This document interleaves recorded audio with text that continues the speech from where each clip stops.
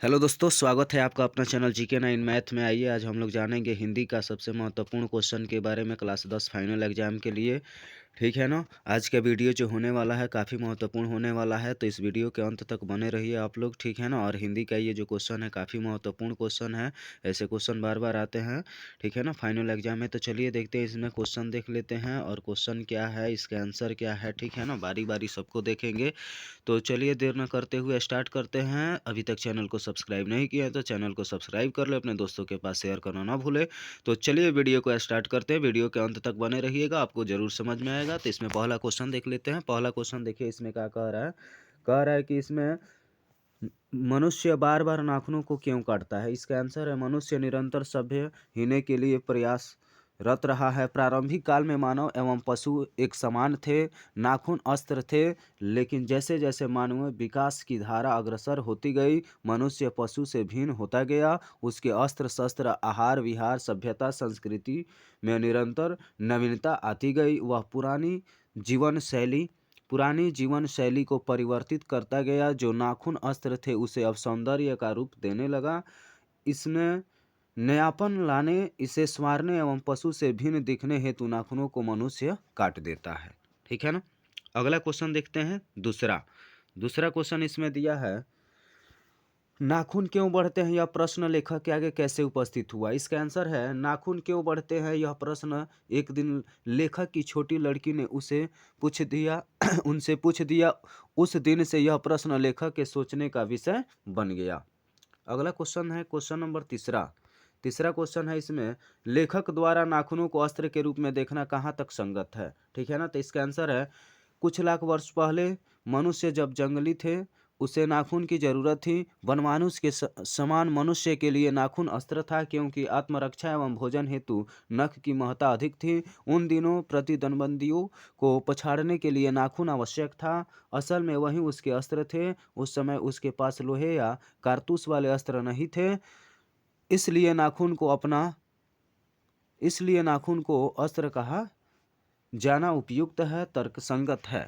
अगला क्वेश्चन देख लेते हैं, क्वेश्चन नंबर 4। 4 नंबर क्वेश्चन देखेंगे। यहाँ पे स्वाधीनता शब्द की सार्थकता लेखक क्या बताता है। इसका आंसर है, लेखक कहते हैं कि स्वाधीनता शब्द का अर्थ है अपने ही अधीन रहना, क्योंकि यहाँ के लोगों ने अपनी आज़ादी के जितने भी नामकरण किए उनमें है स्वतंत्रता, स्वराज, स्वाधीनता, उनमें 100 का संबंध अवश्य है। ठीक है ना। अगला क्वेश्चन देख लेते हैं, क्वेश्चन नंबर 5। 5 नंबर क्वेश्चन दिया है यहाँ पे, नख बढ़ाना और उन्हें काटना कैसे मनुष्य की सहजात वृत्तियां है, इनका क्या अभिप्राय है। तो मानव शरीर में बहुत सी अभ्यास जन्य सहज वृत्तियां अंतर्निहित है। दीर्घकालीन आवश्यकता बनकर मानव शरीर में विद्यमान रही सहज वृत्तियां ऐसे गुण है जो अनायासे ही अनजाने में अपने आप काम करती है। नाखून का बढ़ना उनमें से एक है। वास्तव में सहजात वृत्तियां अनजान स्मृतियों को कहा जाता है। नख बढ़ाने की सहजात वृत्ति मनुष्य में निहित पशुत्व का प्रमाण है। उन्होंने काटने की जो प्रवृत्ति है वह मनुष्यता की निशानी है। मनुष्य के भीतर पशुत्व है, लेकिन वह उसे बढ़ाना नहीं चाहता है। मानव पशुता को छोड़ चुका है, क्योंकि पशु बनकर वह आगे नहीं बढ़ सकता, इसलिए पशुता की पहचान नाखून को मनुष्य काट देता है। अगला क्वेश्चन देखेंगे, क्वेश्चन नंबर 6। 6 नंबर यहाँ पे देखिए क्वेश्चन दिया है, निबंध में लेखक ने किस बूढ़े का जिक्र किया है। लेखक की दृष्टि में बूढ़े के कथनों की सार्थकता क्या है। तो लेखक ने महात्मा गांधी को बूढ़े के प्रतीक रूप में जिक्र किया है। लेखक की दृष्टि से महात्मा गांधी के कथनों की सार्थकता उभर कर इस प्रकार आती है, आज मनुष्य में जो पाश्विक प्रवृत्ति है उसमें सत्यता, सौंदर्य बोध एवं विश्वसनीयता का लेश मात्र भी स्थान नहीं है। महात्मा गांधी ने समस्त जन समुदाय को हिंसा, क्रोध, मोह और लोभ से दूर रहने की सलाह दी। उच्छृंखलता से दूर रहकर गंभीरता को धारण करने की सलाह दी, लेकिन इनके सारे उपदेश बुद्धिजीवी वर्ग के लिए उपेक्षित रहा। अगला क्वेश्चन देखते हैं, क्वेश्चन नंबर 7। 7 नंबर यहाँ पे क्वेश्चन दिया, लेखक की दृष्टि में हमारी संस्कृति बड़ी भारी विशेषता क्या है, स्पष्ट कीजिए। तो लेखक की दृष्टि में हमारी संस्कृति की बड़ी भारी विशेषता है अपने आप पर अपने आप के द्वारा लगाया हुआ बंधन। भारतीय चीत को आज का अनधीनता के रूप में न सोचकर स्वाधीनता के रूप में सोचता है। यह भारतीय संस्कृति की विशेषता का ही फल है। यह विशेषता हमारे दीर्घकालीन संस्कारों से आई है, इसलिए 100 के संबंध को आसानी से नहीं छोड़ा जा सकता है। अगला क्वेश्चन देखेंगे, क्वेश्चन नंबर 8।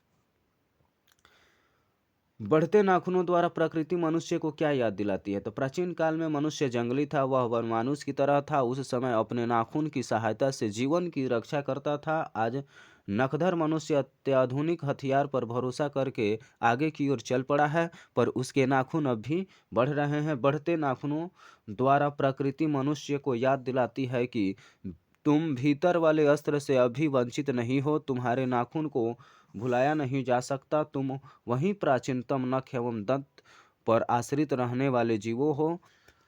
पशु की समानता तुमसे अब भी विद्यमान है। अगला क्वेश्चन है क्वेश्चन नंबर 9।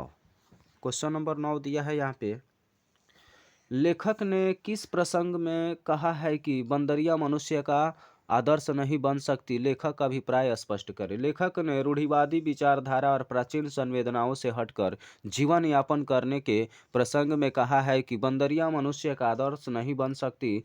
लेखक के कहने का अभिप्राय है कि मरे बच्चे को गोद में दबाए रहने वाली बंदरिया मनुष्य का आदर्श कभी नहीं बन सकती। यानी केवल प्राचीन विचारधारा या रूढ़िवादी विचारधारा विकासवाद के लिए उपयुक्त नहीं हो सकती। मनुष्य को एक बुद्धिजीवी होने के नाते परिस्थिति के अनुसार साधन का प्रयोग करना चाहिए।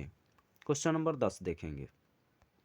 चलिए 10 नंबर क्वेश्चन है यहाँ पे, मनुष्य की पूंछ की तरह उसके नाखून भी एक दिन झड़ जाएंगे। प्राणी शास्त्रियों के इस अनुमान से लेखक के मन में कैसी आशा जगती है? तो प्राणी शास्त्रियों का ऐसा अनुमान है कि एक दिन मनुष्य की पूंछ की तरह उसके नाखून भी झड़ जाएंगे। इस तथ्य के आधार पर ही लेखक के मन में यह आशा जगती है कि भविष्य में मनुष्य के नाखून का बढ़ना बंद हो जाएगा और मनुष्य का अनावश्यक अंग उसी प्रकार झड़ जाएगा जिस प्रकार उसकी पूंछ झड़ गई।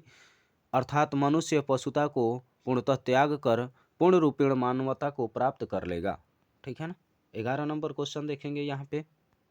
क्वेश्चन है 11 नंबर, सफलता और चरित्रता शब्दों में लेखक अर्थ की भिन्नता किस प्रकार प्रतिपादित करता है? तो सफलता और चरितार्थता में इस प्रकार की भिन्नता प्रतिपादित होती है कि मनुष्य मरणशास्त्रों के संचयन से तथा बाह्य उपकरणों के बाहुल्य से उस वस्तु को पा भी सकता है जिसे वह बड़े आडंबर के साथ सफलता नाम दे सकता है, परंतु मनुष्य की चरितार्थता प्रेम में है, मैत्री में है, त्याग में है, अपने को सबके मंगल के लिए निःशेष भाव से दे देने में है। नाखून का बढ़ना मनुष्य की उस अंध सहजात वृत्ति का परिमाण है जो उसके जीवन में सफलता ले आना चाहती है।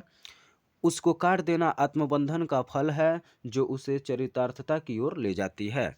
अगला क्वेश्चन है 12 नंबर क्वेश्चन देखेंगे यहाँ पे, लेखक क्यों पूछता है कि मनुष्य किस ओर बढ़ रहा है, पशुता की ओर या मनुष्यता की ओर? स्पष्ट करें। लेखक के प्रश्न में अंतर्द्वंद्व की भावना उभर रही है। मनुष्य इस समय पशुता की ओर या मनुष्यता की ओर बढ़ रहा है, अतः इसी जिज्ञासा को शांत करने के लिए स्पष्टता रूप से इसे प्रश्न के रूप में लोगों के सामने रखता है। लेखक के अनुसार इस विचारात्मक प्रश्न पर अध्ययन करने से पता चलता है कि मनुष्य पशुता की ओर बढ़ रहा है। मनुष्य में बंदूक, पिस्तौल, बम से लेकर नए नए महाविनाश के अस्त्र शस्त्रों को रखने की प्रवृत्ति जो बढ़ रही है वह स्पष्ट रूप से पशुता की निशानी है। पशु प्रवृत्ति वाले ही इस प्रकार के अस्त्रों के होड़ में आगे बढ़ते हैं। अगला क्वेश्चन देखेंगे 13 नंबर। चलिए 13 नंबर इसमें क्वेश्चन क्या दिया है, कह रहा है काट दीजिए, वे चुपचाप दंड स्वीकार कर लेंगे पर निर्लज अपराधी की भांति फिर छूटते ही सेंध पर हाजिर।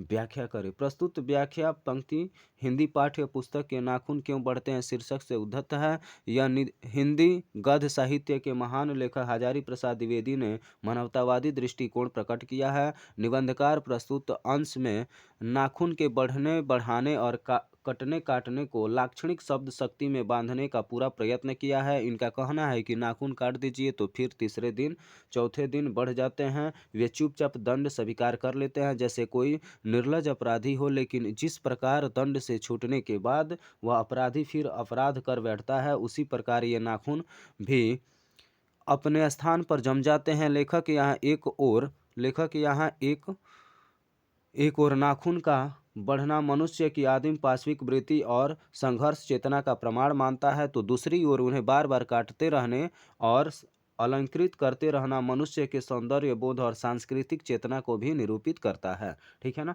ये जो सारे क्वेश्चन है काफ़ी महत्वपूर्ण क्वेश्चन है। ठीक है ना। तो इस वीडियो में अंत तक बने रहिए और वीडियो को पूरा देखिए, तभी आपको समझ में आएगा। ठीक है ना। चलिए 14 नंबर क्वेश्चन देखते हैं। यहाँ पे कह रहा है, कम वक्त नाखून बढ़ते हैं तो बड़े मनुष्य उन्हें बढ़ने नहीं देगा, की व्याख्या करें।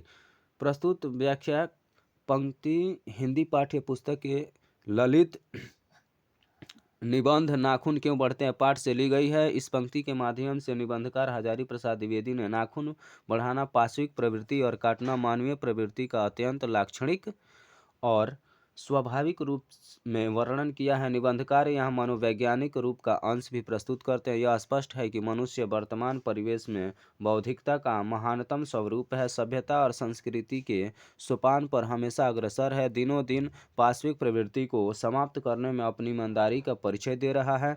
इस आधार पर लेखक को विश्वास है कि यदि नाखून बढ़ते हैं तो मनुष्य उन्हें निश्चित रूप से बढ़ने नहीं देगा, अर्थात पाशविक प्रवृत्ति का लक्षण ज्यों ही दिखाई पड़ता है मनुष्य उसे काट देता है। यह आशावादी विचारधारा लेखक को एक सुसंस्कृत और सभ्य समाज स्थापित होने में सहायक होता है। ठीक है ना। देखिए ये क्वेश्चन जो है यहाँ पे